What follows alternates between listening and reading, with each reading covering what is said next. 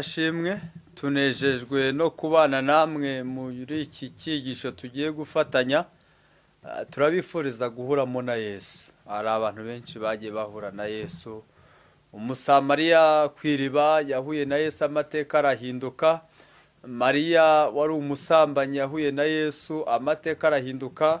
Zakayo witwaga umunyabyaha n'abahisi n'abagenzi, amateka yarahindutse. Mwene data ndakurarikira guhura na Yesu muri iki cyigisho, kandi abagiye bahura nabo we yagiye ahindura amateka yabo. Rero nejejwe rero nuko tugiye gufatanya muri iki cyigisho, kandi Imana yo mu ijuru igufashe kugira ngo ayo mateka y'imibero yuko twavutse muri Adamu y'icyaha binyuze muri iri jambo ry'Imana, Imana ibashe kuyahindura. Murakoze rero, turabarararikiye kugira ngo mukomeze kubana natwe muri iki cyigisho. Mbere yuko dutangira, mureke twishire mu maboko y'Imana dusenge. Uri Imana nziza, Imana ifite ubuzima bw'umuntu wese mu biganza, uhabwe icyubahiro. Tunejejwe no guhagarara mu ruhande rwawe, tunejejwe n'urukundo dukunda, tunejejwe n'ijambo ryawe watanze uhereza abatuye isi kugira ngo turiboneremo ubugingo. Uduhereze kurihuriramo na nyiri jambo kugira ngo ahindure amateka yacu. Yagiye ahura n'abantu benshi batandukanye, ubuzima burahinduka.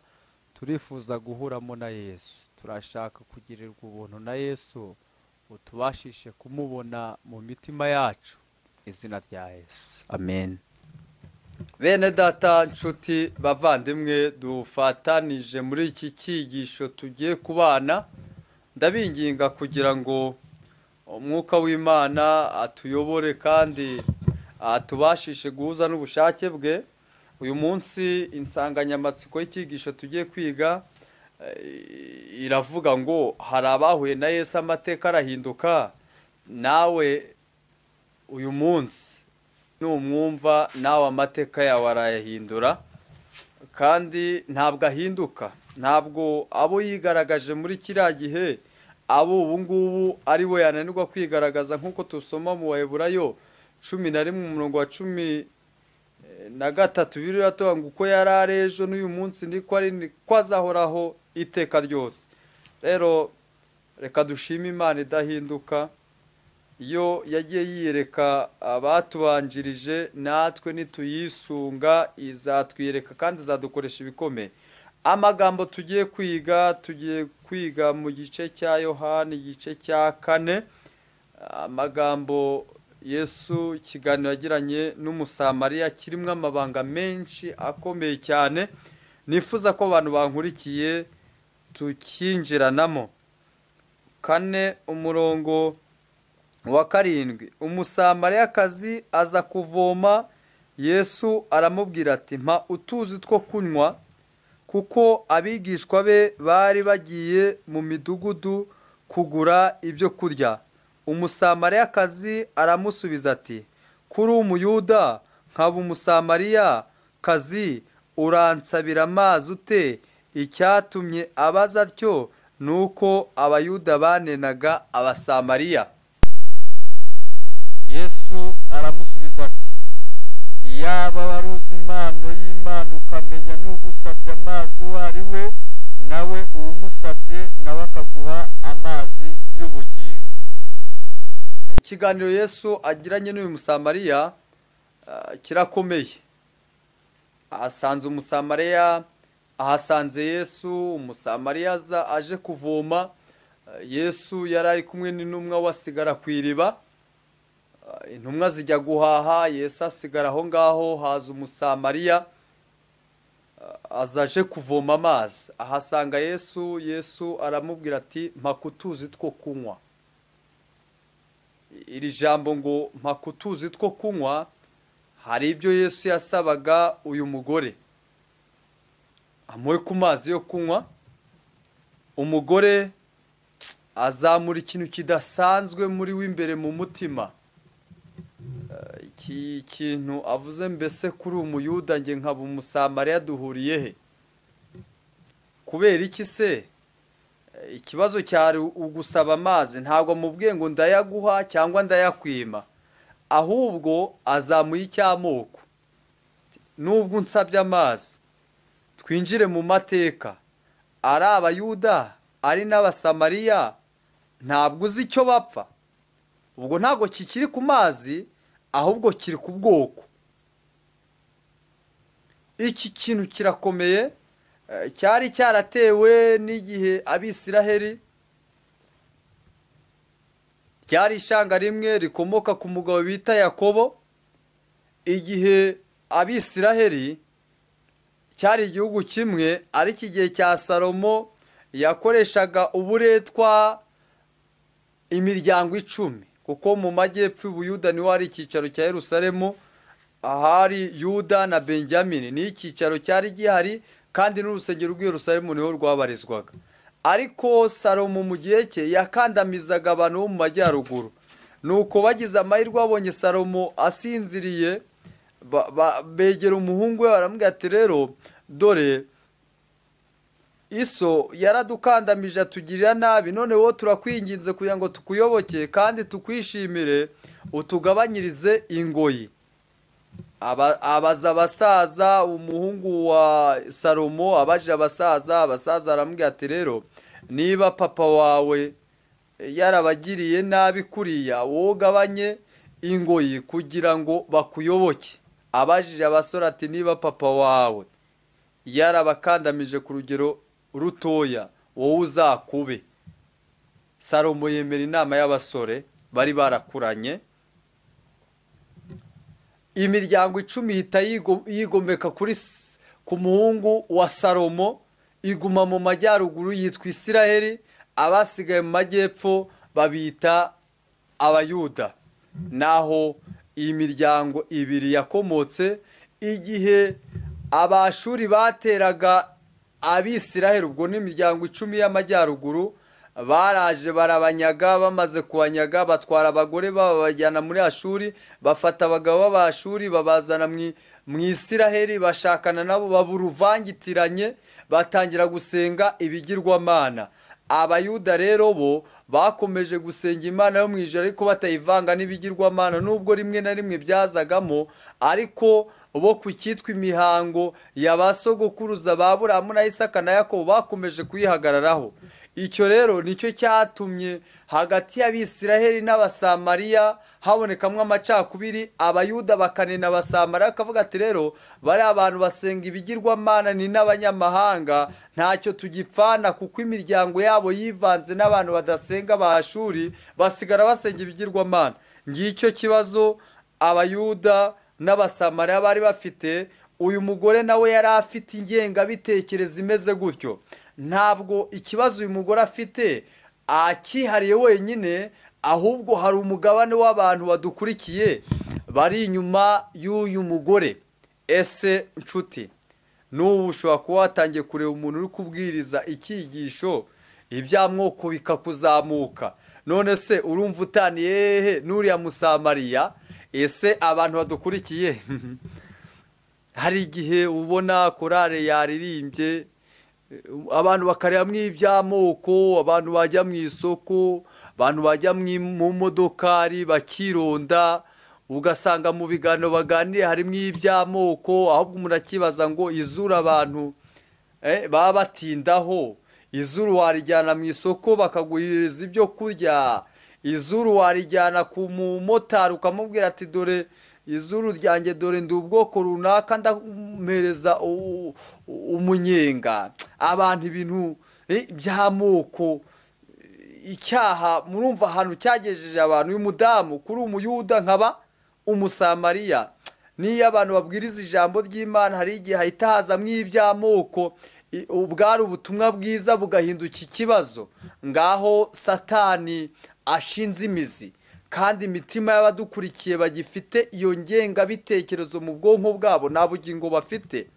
uretse no kugira ubugingo no mwabuno buzima, leta ihana icyo cyaha. niyo mpamvu bavandimwe bene data, uwo ni umwanzi uri mu bugingo bwawe, ariko ijambo ry'Imana umugambi waryo ni uguhindura amateka yawe. umurongo wa 10, Yesu aramusubiza ati yaba aruzi impano y'Imana ukamenya n'ugusabye amazi uwo ari we, nawe uba umusabye nawe akaguha amazi y'ubugingo. Yesu asabye uyu mudamu azamura ikibazo cy'amoko. Yesu ntiyatinda ku kibazo cy'amoko kuko nta kibazo cy'amoko yari afite, ahubwo icyamuzanye ni ugucungura abanyabyaha. Ikibazo cy'amoko ni icyazanywe na Satani, kandi n'ufite none se reka mbabaza ibintu ngo uyu ni bwoko runaka, ni umututsi, ni umuhutu, ni umutwa, none abantu nibajya mu ijuru iby'amoko bizahaba? None se niba bikunaniye ko biva mu bwonko bwawe uri mu isi, uragira ngo ibyo bitekerezo bizakurwamo n'uko ugeze mu ijuru? Oya, ahubwo dukeneye kwinginga imbere y'Imana, tukinginga Imana ngo ibintu by'amoko Imana ibikure mu bitekerezo byacu, ihindura amateka y'imibereho yacu kugira ngo iby'amoko bye gufata ubwonko bwacu. Bibiliya iratubwiye ngo Yesu aramusubiza ati, iyaba wari uzi impano y'Imana ukamenya n'ugusabye amazi uwo ari we, nawe uba umusabye nawe akaguha amazi y'ubugingo. Yesu aganira n'uyu mugore ntabwo yirinze gutinda ku by'amoko, ahubwo icyo yirinze ni ikintu cy'ingenzi uyu mugore yari akeneye. Ntabwo ari uyu mugore gusa, ahubwo n'abadukurikiye iki kintu cy'ingenzi uyu mugore yari akeneye ni nacyo ijuru ririmo rirahamagara ubugingo bwawe nawe ukeneye, ngo iyaba wari uzi impano y'Imana iyo ari yo. Ese impano Imana yageneye abatuye isi ni iyihe? Bibiliya Yohana 3:16, Imana yakunze abari mu isi cyane byatumye itanga umwana wayo w'ikinege, kugira ngo umwizera wese atarimbuka ahubwo ahabwe ubugingo buhoraho. Ngiyo mpano abatuye isi bahawe binyuze ku musaraba w'i Karuvari, ngiyo mpano abatuye isi bahawe. Erega Tito 2:10, ubuntu buzanira abantu bose agakiza bwarabonetse butwigisha kubaha Imana muri twebwe bikadukuramo kutubaha Imana no kugira imibereho ihuje n'ubushake bw'Imana. Mwene data nshuti udukurikiye muri iki cyigisho, dushingiye muri iri jambo ry'Imana, iyaba ari uzi impano y'Imana iyo ari yo. Iyo usomye Abaroma 3:23, Bibiliya iratubwira ngo ibihembo by'ibyaha ni urupfu, ariko impano y'Imana ni ubugingo buhoraho. Mwene data, kavukire tuvukiramo ni kavukire ivuka iciriyeho iteka, nk'uko tubisoma mu Baroma 5:18. Inyandiko itubwira amagambo akomeye cyane, nifuza ko abantu bayumva. Bibiliya ivuga ngo nk'uko icyaha cyakozwe n'umuntu umwe gituma abatuye isi bose bacirwaho iteka kubera icyaha cy'umuntu umwe, kandi kutumvira k'umuntu umwe kwatumye abantu bagwa mu miterere ya kamere itumvira Imana bahinduka abanyabyaha. Rero ngiyo kavukire tuvukiramo, kavukire ivuka icireho iteka, kavukire dusoma mu Baroma 3:23 ivuga ngo ibihembo by'ibyaha ni iki? Ni urupfu. Ngaho hantu tuvukira. Ariko reka dushima Imana. Bibiliya yatubwiye ngo ariko impano Imana ihereza abatuye isi ntabwo ari ukubagumisha mu rupfu rw'ibyaha ngo bacirweho iteka, ahubwo impano y'Imana nicyo Yesu yakoze ku musaraba w'i Karuvari, kugira ngo hari ibishinja by'ibyaha, kugira ngo hari ugutsindwa n'ibyaha hazemo ubugingo buhoraho, kandi binyuze muri Yesu Kirisitu abantu babashe kubaho bafite ibyiringiro by'ubugingo buhoraho, kandi bazabashe kubana na Data wa twese. Rero ngiyo mpano y'Imana. Iyaba Yesu niwe avuga ngo iyaba wari uzi ugusabye amazi uwo ari we. Amazi impamvu Yesu yasabye ni ugushaka ikiganiro kuri uyu mugore kugira ngo abone aho yinjirira amumenyesha iby'impano y'ubugingo. Erega uyu we yari afite ikivomesho naho yamuzanira amazi. Erega nawe hari aho Imana ishaka kunyurira kugira ngo igirane ikiganiro nawe. Bishoboka ko aho Imana igiye kugirana ikiganiro nawe ari kuri iyi channel ya YouTube ya Amazing Gospel. Hari igihe wasanga ariyo nzira Imana ishaka kunyuriramo kugira ngo ubugingo bwawe ibubone. Iyaba ari uzi impano y'Imana iyo ari yo, ukamenya n'ugusabye amazi uwo ari we. Ese usabye amazi uyu mugore, ese uyu mugore aramuzi? Ese uri kumubwira impano y'Imana, ese impano y'Imana arayizi. Mwene data nshuti, umusabye amazi ntabwo amuzi, azi ko ari nka rubanda, azi ko ari nk'umuyuda nk'abandi bose.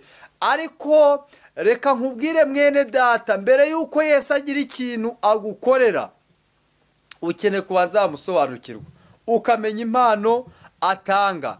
Iyaba ari uzi ugusabye amazi uwo ari we. Iyo tugiye muri Yohana 17:3, ubu nibwo bugingo buhora ko wakumenya ko ariho Mana y'ukuri, bakamenya n'uwo watumye ari we Yesu Kirisitu. Nguwo umubwira ngo iyaba wari uzi n'ugusabye amazi uwo ari we, yuko muri we harimo ubugingo buhoraho. Undi ati, databuja kudafite icyo uvomesha, n'iriba rikaba ari rirerire, none se ayo mazi y'ubugingo wayakura he? Mbese ye uruta sogokuruza Yakobo wadufukuriye iriba, kandi akaba yaranywaga amazi yaryo ubwe n'abana be n'amatungo ye?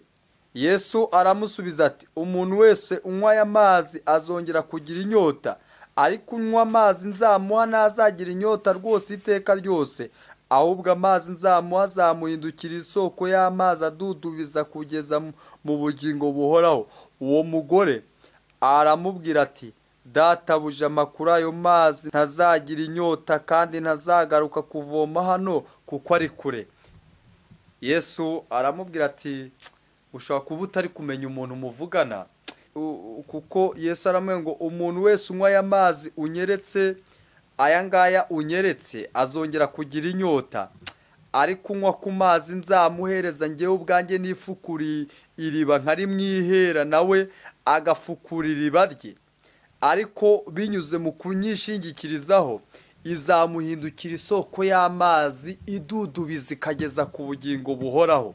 Mwene data nshuti, aya magambo arakomeye. Umugore aramubwira ati, ngaho mpereza kuri ayo mazi kugira ngo ntazongera kugaruka ahangaha nkora urugendo rungana gutya, kuko ruramvuna, kandi n'amazi mvomye nta n'icyo abasha kumarira, kuko n'iriba nyakuramo ntabwo ari iriba ryanjye.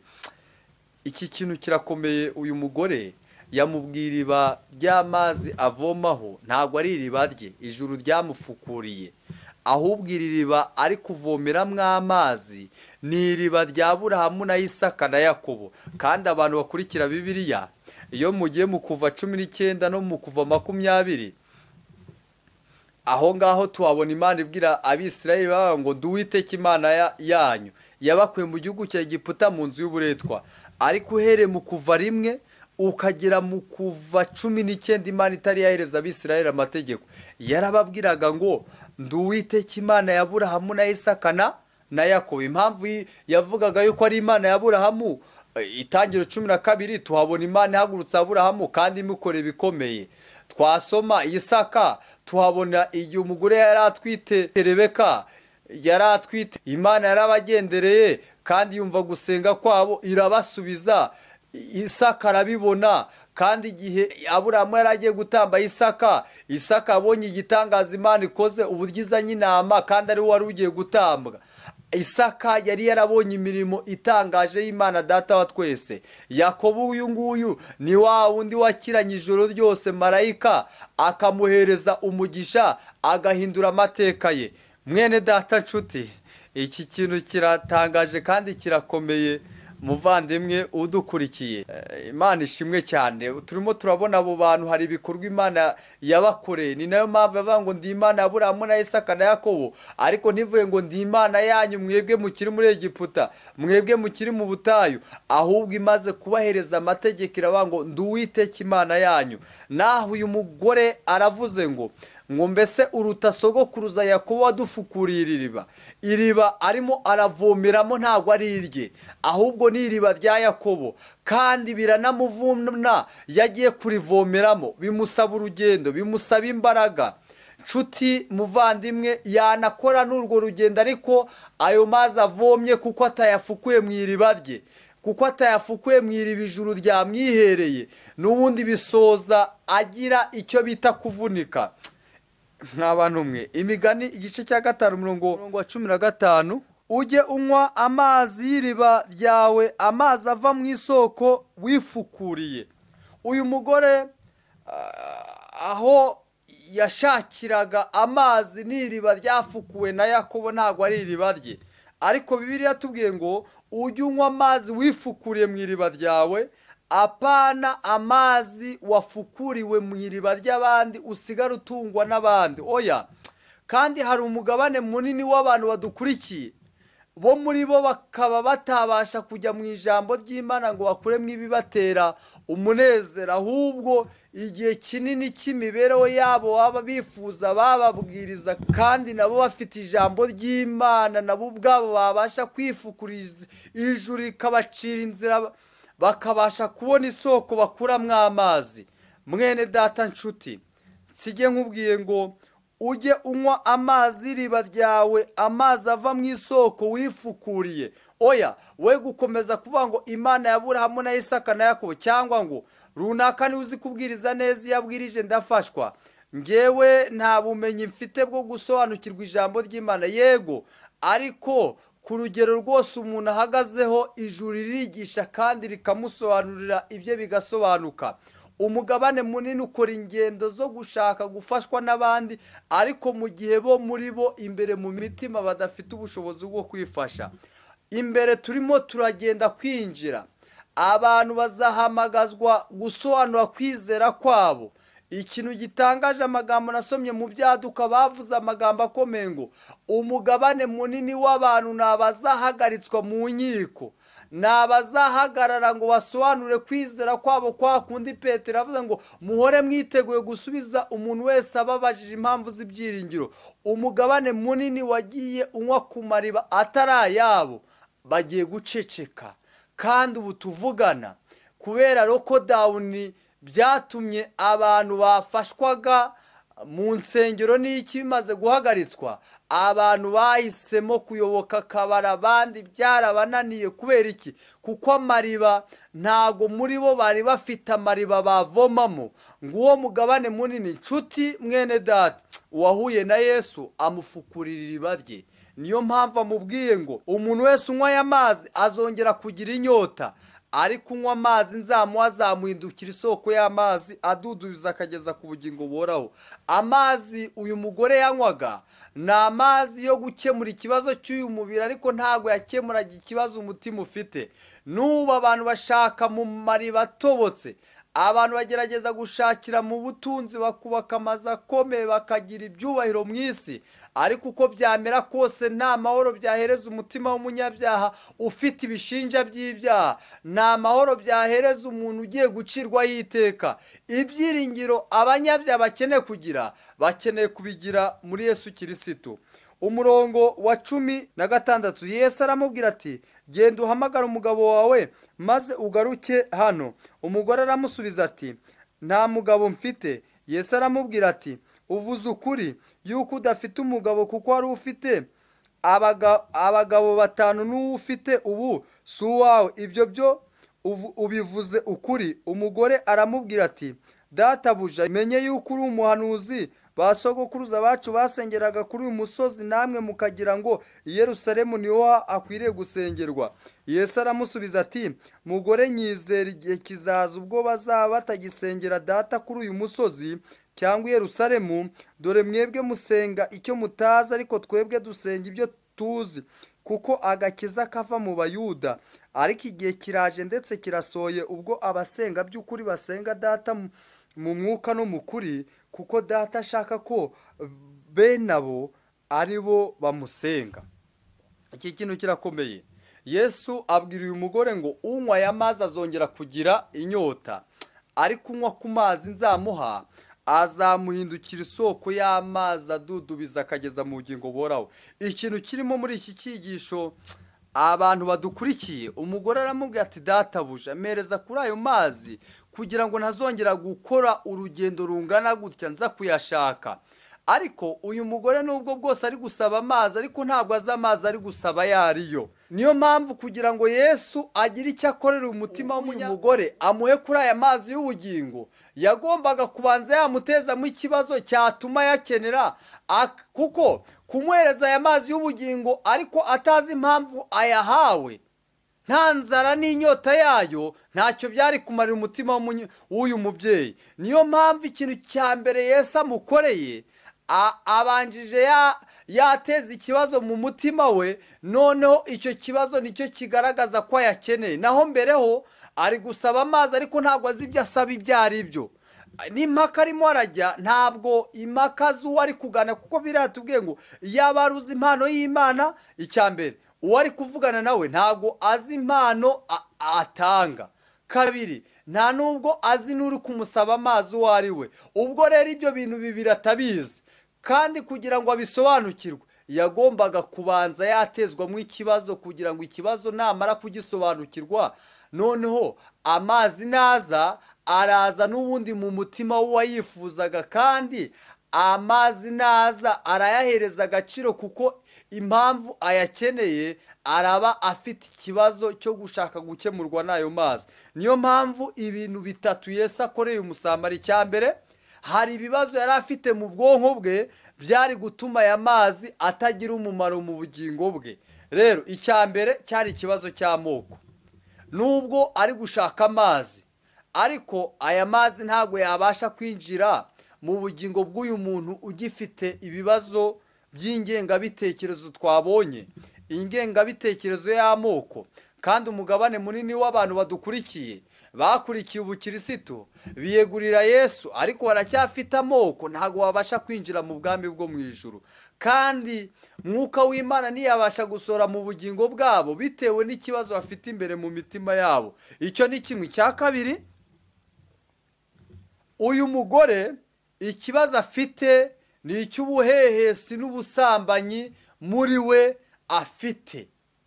niyo mpamvu mbere y'uko Yesu abasha guhereza umuntu iyi mpano y'amazi y'ubugingo twayibonye, ibihembo by'ibyaha ni urupfu, ariko impano y'Imana n'ubugingo buhoraho. mbere y'uko iyi mpano isorera mu bugingo bw'umunyabyaha, umunyabyaha akeneye kugaragarizwa ikibazo imbere mu mutima afite, kugira ngo ikibazo nakimenya, amazi naboneka abashe kuyahereza agaciro. niyo mpamvu rero abantu badukurikiye uzajya ubona abantu barasenga, abantu biga ijambo ry'Imana, abantu babarizwaho iby'Imana bivugirwa, ariko ikintu gitangaje kubona imibereho y'ibyo bize ntibayibone. ntabwo ikibazo ari uko Imana yananirwa kubisohoza, ahubwo ibyaha biri muri twebwe igihe mwuka w'Imana atari yabizamura ngo bigire uburemere mu mitima yacu, n'agakiza ntabwo kaza ngo kagire umumaro.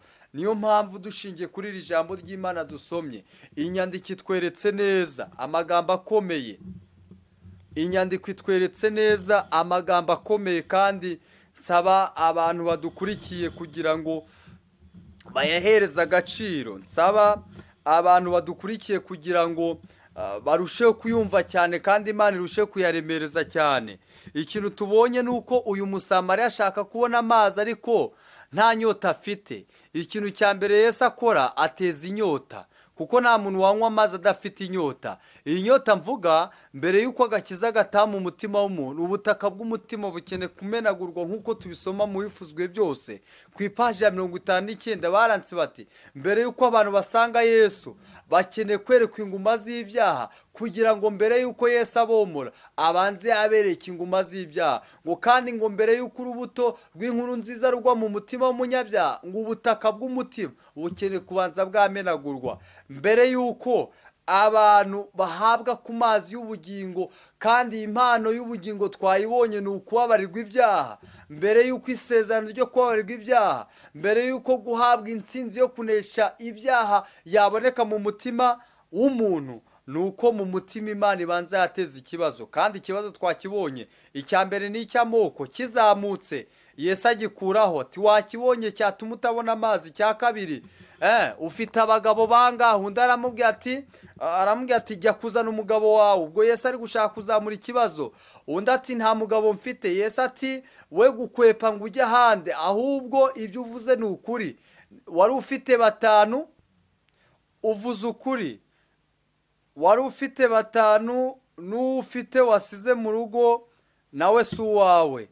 uyu mugore yifuje gufata ku mazi y'ubugingo, ariko muri we nta kibazo afite. niyo mpamvu Bibiliya itubwiye amagambo akomeye. Yesu abanza yateza ikibazo mu mutima w'umuntu mbere y'uko amuhereza amazi y'ubugingo, nk'uko nari nayo yababwiye mu gitabo cy'ibifuzwe byose.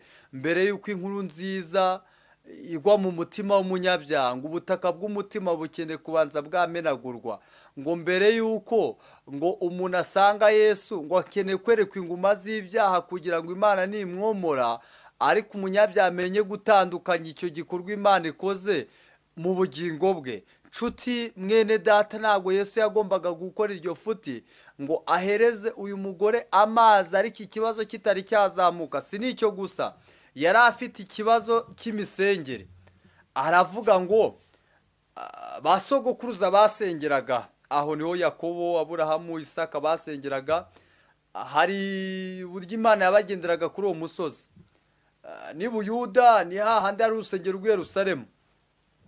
Habonekaga impaka i Samariya, aho ngaho uwo mudamu ari kumwereka ari i Buyuda, i Yerusalemu, ahakwiriye gusengerwaho ukuri, abantu bahasengera bakemerwa n'Imana ni he? Yesu abanza yamwereka iki ngiki, aramubwira ati rero ntabwo kwemerwa n'Imana gushingiye aho umuntu asengera, kuko turamutse tuvuze ngo kwemerwa n'Imana gushingiye aho umuntu asengera, ubwo ikibazo Abayuda bahuye nacyo cyaba ari ikibazo. Abayuda ahantu babarizwaga hari hazima, bari bafite ibyavuzwe n'Imana, ariko ntibyababujije kugambanira Yesu, ndetse bigasoza barimbutse igihe Abaroma bateraga Isiraheli. Icyo ni igihita kitwereka kuba umuntu abarizwaho ukuri ntabwo ari ikimenyetso kigaragaza ko ari mu nzira y'ukuri. Oya,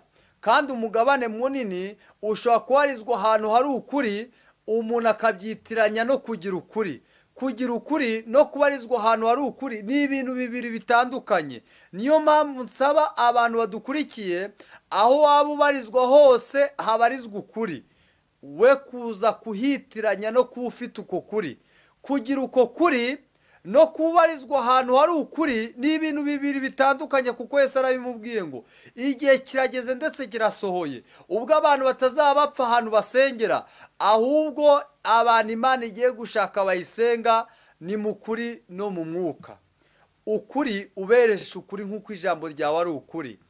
Umwuka, abayoborwa n'umwuka w'Imana nibo bana b'Imana. Ngabo bantu Imana yifuza ko basenga Imana. Umurongo wa 25, umugore aramubwira ati, nzi yuko Mesiya azaza ari we witwa Kristo, kandi ubwo azaza azatubwira byose. Yesu aramubwira ati, ninjye tuvugana.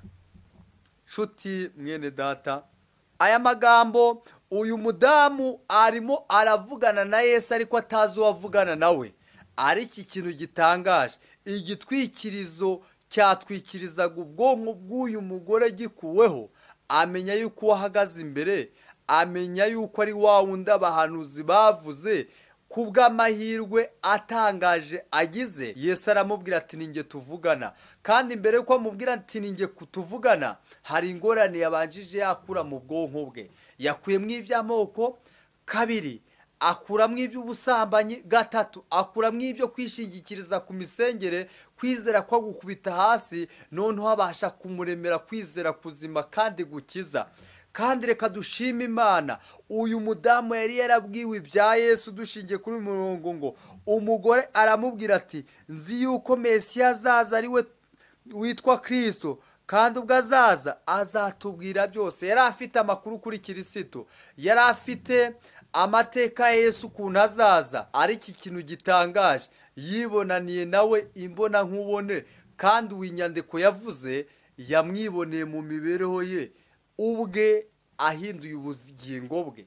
Birenga kumubwirwa n'abahanuzi, birenga kumusoma mu mpapuro, ahubwo amwibonera ku giti cye. Nshuti mwene data, hari amagambo nifuza kugusomera mu bifuzwe ibi byose. Ku ipaje ya 229 ku cyigisho kivuga cece kutuze, baranditse bati, abo bagabo babiri bakijijwe abadayimoni nibo bavuga butumwa ba mbere Yesu yatumye kwigisha ubutumwa bwiza muri Dekapoli. Igihe abo bagabo bari barabonye cyo kumva inyigisho ya Yesu ni gito, nta cyigisho cye na kimwe bari barigeze bumva yigisha. Ntabwo bari bashoboye kwigisha abantu nk'uko abigishwa bari barabanye na Yesu buri munsi bigishaga. Nyamara muri bo ubwabo harimo igihamya cy'uko Yesu yari Mesiya. Bari bashoboye kuvuga ibyo bazi, ibyo bari bariboneye, ibyo bari barumvise n'ibyo biyumvagamo bigendanye n'imbaraga za Kristo. Iki ni ikintu buri muntu wese ufite umutima wakozweho n'ubuntu bw'Imana ashobora gukora. Umwigisha ukundwa Yohana yaranditse ati, ibyo tubandikiye ni ibyerekeye jambo utanga ubugingo, wahozeho kuva mbere na mbere, uwo twaramwiyumviye tumwiboneye n'amaso yacu, turamwitegereza tumukozaho n'intoki zacu. Ibyo twabonye kandi twumvise nibyo tubatangariza namwe. Amagambo arakomeye. Nk'abahamya ba Kristo tugomba kubwira abandi ibyo tuzi, ibyo twiboneye ubwacu, ibyo twumvise n'ibyo twiyumvisemo ubwacu. Nituba twarakurikiye Yesu intambwe ku ntambwe, tuzaba dufite ikintu kizima cyo kuvuga ku byerekeye inzira yatuyoboyemo. Dushobora kuvuga uburyo twagerageje amasezerano ye tugasanga ari ay'ukuri. Dushobora guhamya iby'ubuntu Kristo yatugiriye. Uku niko guhamya Nyagasani duhamagarira, kandi isi ifitiye inyota. Mwene data nshuti, nguyu umusamariya wahuye na Yesu, kandi ikintu gikomeye, ahuye na Yesu amuhereza ubuhamya buzima. Kuko nujya gusoma ku murongo uri hepfo, ku murongo wa 28, nuko uwo mugore asiga ikibindi cye aragenda ajya mu mudugudu, abwira abantu ati, nimuze murebe umuntu mbw'ibyo nakoze byose, murebe ahari ko ari Kristo. Bava mu mudugudu ngo baze aho ari. Muze murebe wambw'ibyo nakoze byose. Yihuriye na nyir'ubwite. Aba bantu b'i Dekapoli Yesu akuyemo abadayimoni batubwiye ngo nta mirongo myinshi ya Bibiliya bari bafite, nta niyo basomye, ngo icyakora icyo bari bafite nicyo Yesu akoreye imitima yabo, ngo bari bafite ikintu cy'ukuri cyo kuvuga kitagombye gushidikanyishwa n'undi muntu wese cyangwa muri bo, ahubwo bari bafite igihamya kizima. Kandi inyandikira tubwiye ngo dukeneye kuvuga ibyo twabonye, ibyo twiyumvamo imbere mu mitima, iby'ijuru ryadukoreye, ngo kandi nitugendana na Yesu intambwe ku ntambwe, ngo tuzaba dufite ikintu kizima dutangariza abatuye isi, tuvuga ukuntu Yesu yahinduye imibereho yacu kandi agahindura ubuzima bwacu. Tutavuga inyandiko gusa, ahubwo tuvuga icy'ubuntu bw'Imana bwamara imitima yacu. Inyandikira tubwiye ngo isi, abo bantu nibo ifitiye inyota. Ntabwo isi ifitiye abantu inyota bafite amagambo yo kuvuga ngo mu Befeso, muri Yeremiya, muri Yesaya. Oya, isi ifitiye amatsiko yo kubona umuntu umeze nkabo, babwira nabi ntarakare. Isi ifitiye amatsiko yo kubona umuntu akaba yambaye umubiri, ntafatwe n'ubuhehesi, ntafatwe n'ubusambanyi, kandi ameze nk'abandi. Isi ifitiye inyota yo kubona umuntu bambuye ariko ntagenda abunza amagambo uwamwambuye ngo agende amusebya. Isi ifitiye inyota yo kubona abantu bahinduwe n'ubuntu bw'Imana, kuko kuva mu magambo y'imfabusa n'imibereho irwanya Imana byarabananiye. Isi ifitiye inyota abantu bahindutse, mwene data nshuti. Niyo mpamvu ijambo ry'Imana ritubwiye ngo umuntu wahuye na Yesu akihurira nawe nyir'ubwite aba afite ikintu kizima cyo kuvuga. Uyu mugore yafatwaga nk'umusambanyi, uyu mugore nta gaciro yari afite muri sosiyete, ariko amaze guhura na Yesu yari afite ikintu kizima kandi avuga isi itabasha guhakana, abo yari aturanye nabo batabasha guhakana. Ikintu kirimo gikomeye abantu badukurikiye ni uko guhinduka kw'imibereho ye. Ntabwo abantu bigeze baguhinyura, ndetse n'ikimenyimenyi araritse abantu bashingiye ukuntu bari bamuzi n'imibereho bamubonanye. Abantu bose bo mu mudugudu bajya kwibonanira na Yesu binyuze muri uyu mugore. Ese muvandimwe, nawe reba abo mu rugo rwawe, reba abantu mukorana mu mirimo ya buri munsi, reba abantu mubana, urumva hari umuntu wagarurira kirisitu ariko ashingiye ku mibereho yawe, amagambo uvuga, ibitekerezo byawe, inyifato yawe, urumva hari umuntu byakwihanisha cyangwa byazimiza imitima myinshi y'abantu? Nguwo mugabane w'abantu, iby'Imana abantu tubifite mu magambo ariko imibereho ntabwo yigeze ihindurwa nabyo. Ariko inyandiko iratubwiye ngo umuntu wahuye na Yesu by'ukuri atahuye nawe mu nyandiko gusa, ahubwo agahura n'uwandikishije inyandiko. Mu kugana Yesu banditse amagambo akomeye aboneka mu cyigisho ngo kwishimira mu mwami ku ipaji ya 81. Baranditse bati, umwana w'Imana wese Yesu yamugize urwandiko atuma ku b'isi. Niba uri umwigisha wa Kristo, uba uhindutse urwandiko yandikira bene wanyu, n'abo mu mudugudu w'iwanyu, n'abo ku musozi wanyu. Yesu uba muri wowe akaba ashaka kukubwiririsha imitima y'abatamuzi, nubwo baba batazi gusoma Bibiliya ngo bumve ijwi ry'Imana rivugana nabo. Ariko rero weho, niba uri mu kigwi cya Kristo by'ukuri, ntibabura kurabukwa bike by'ineza n'urukundo rwe, babimenyeshejwe n'imibereho yawe, ndetse ahari byageza n'aho biyegurira Yesu burundu babitewe n'icyitegerezo cyawe bareberaho. Nshuti mwene data, ikintu tubonye ni uko umuntu wahinduwe n'ubuntu bw'Imana. Bibiliya yatubwiye ngo kabone n'ubwo baba batarasomye ijambo ry'Imana, kabone n'ubwo baba bataritegeye amatwi, ariko inyifato n'imibereho ahari byahita bituma biyegurira Imana kandi bagahinduka by'iteka ryose. Erega uyu Musamariya guhinduka kwe, yahamagaye aba bantu bashingiye ukuntu bari bamuzi n'uko bamubonye. Babonye yahindutse, kandi imibereho yahindutse ni ikibwiriza kitagishwaho impaka. Niyo umuntu ashatse kuguhakanya ibyo uvuga ariko ashingiye ku mibereho yawe, ntabwo yayihinyura, ntabwo yayihakana ashingiye ukuntu akuzi. Niyo mpamvu abantu badukurikiye dukeneye guhura na Yesu, kandi igikorwa Yesu akoreye Umusamariya kigahinduka imibereho yacu. Ndifuza kugira ngo umugambi w'iri jambo ubashe gusora mu bugingo bwacu, kandi Imana ihindura umutima iguhindure nanjye impindure. Duhinduke abafatanyabikorwa na Yesu, tumugarura abazimiye. Ariko mbere yo kujya kubagarura, ubanze wareba niba wowe wari wahura na Yesu mukibonanira imbona nkubone. Niyo mpamvu nsaba kugira ngo umwuka w'Imana abane namwe, kandi akomeze atubashishe guhuza n'ubushake bwe. Nibyo mbasabira, nanjye nisabira mu izina rya Yesu.